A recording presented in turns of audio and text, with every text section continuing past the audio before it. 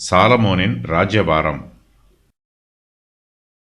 அப்படியே சாலமோன் தன் தகப்பனாகிய தாவீதின் ஸ்தானத்திலே கர்த்தருடைய சிங்காசனத்தில் ராஜாவாய் வீற்றிருந்து பாக்கியசாலியாய் இருந்தான். இஸ்ரவேலர் எல்லாரும் அவனுக்கு கீழ்ப்படிந்திருந்தார்கள். சகல பிரபுக்களும் பராக்கிரமசாலிகளும் தாவீது ராஜாவுடைய சகல குமாரரும் கூட ராஜாவாகிய சாலமோனுக்கு அடங்கியிருந்தார்கள்.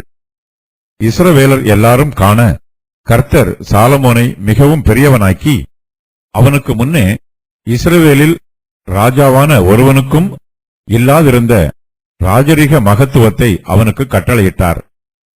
சாலமோன் 2 முறை ராஜாவாக அபிஷேகம் பண்ணப்பட்டிருக்கிறார்.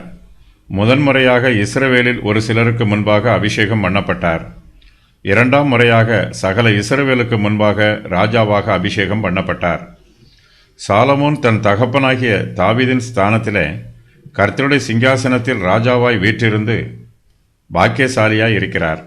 சாலமோன் 2ஆம் விசை ராஜாவாக அபிஷேகம் பண்ணப்பட்ட பின்பு அவர் ராஜாவின் முழு அதிகாரத்தையும் பெற்றுக்கொள்கிறார். இஸ்ரவேலுடைய சிங்காசனம் கர்த்தருடைய சிங்காசனம் என்று அழைக்கப்படுகிறது. கர்த்தர்தாமே எல்லா தேசங்களுக்கும் ராஜாவாய் இருக்கிறார். எல்லா ராஜாக்களும் கர்த்தருக்கு கீழே ஆளுகை செய்கிறார்கள். கர்த்தர் ராஜாதி ராஜாவாகவும் கர்த்தாதி கர்த்தாவாகவும் இருக்கிறார். அதே கர்த்தர் தம்முடைய விசேஷித்த கிருபையினாலே இஸ்ரவேலுக்கும் ராஜாவாய் இருக்கிறார். அம்மோன் புத்திரரின் ராஜாவாகிய நாகாஸ் உங்களுக்கு விரோதமாய் வருகிறதை நீங்கள் கண்டபோது உங்கள் தேவனாகிய கர்த்தரே உங்களுக்கு ராஜாவாய் இருந்தும் நீங்கள் என்னை நோக்கி அப்படியல்ல, ஒரு ராஜா எங்கள் மேல் ஆள வேண்டும் என்றீர்கள். 1 சாமுவேல் 12:12.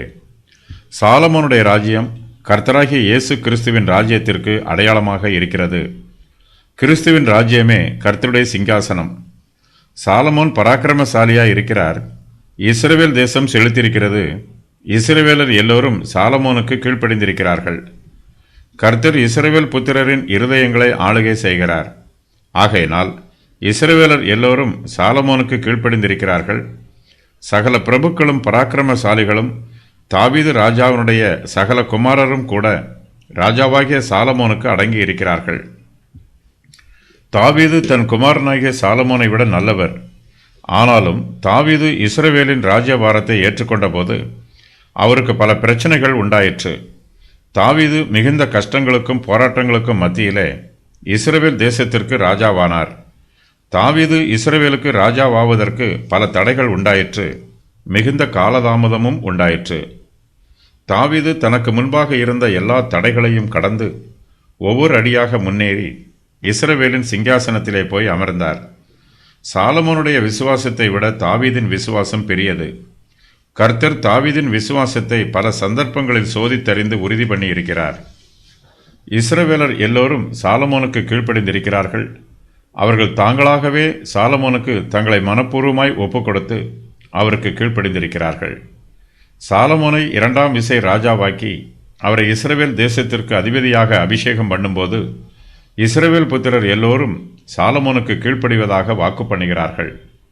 அவர்கள் ராஜாவுக்கு முன்பாக தங்களுடைய கீழ்ப்படிதலையும் உண்மையையும் ஆணையிட்டு உறுதி பண்ணுகிறார்கள்.